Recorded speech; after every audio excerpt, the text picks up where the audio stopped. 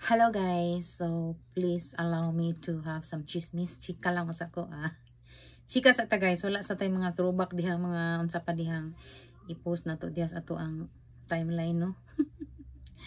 So today guys, I went to St. Teresa's Church, and after church, I decided to go to a certain place just to relax or have some tea, So, nagpatod ko sa taxi dito nga certain location. Okay, I was expecting daghan sa mga cafe nag-open ba.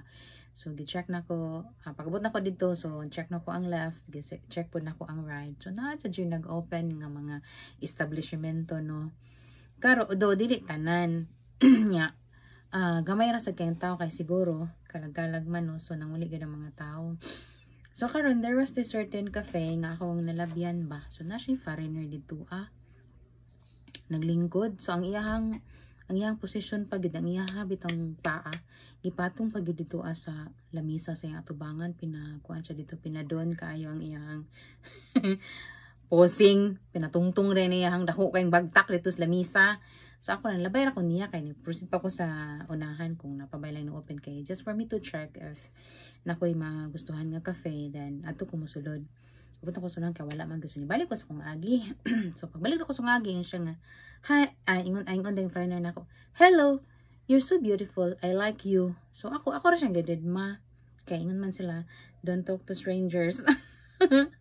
So wala ko siya gi-entertain. So kato man kay kanang nisulod ko ato nga cafe. Nga na siya lamisa sa gawa. Sweets dito si foreigner naglingkod.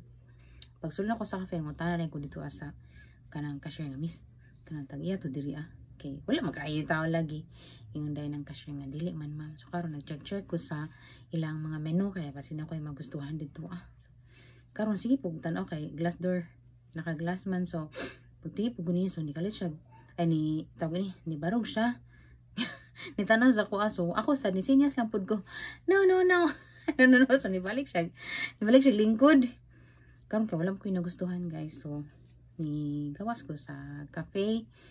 So ni ngita ko og lain pud nga kanang area no, ni suri ko to sunahan kasi napa koy makita nga magarahan sad ko. So karon kay ang foreigner kay ni barog man sana siya guys. So naglantaw ra sa jud ko niya kay huy no basig mosunod sa siya nako no, ni barog siya di ako na pong gisinyasan nga no ana siya dito basi nag-expect siya unsa ko no. So excuse me.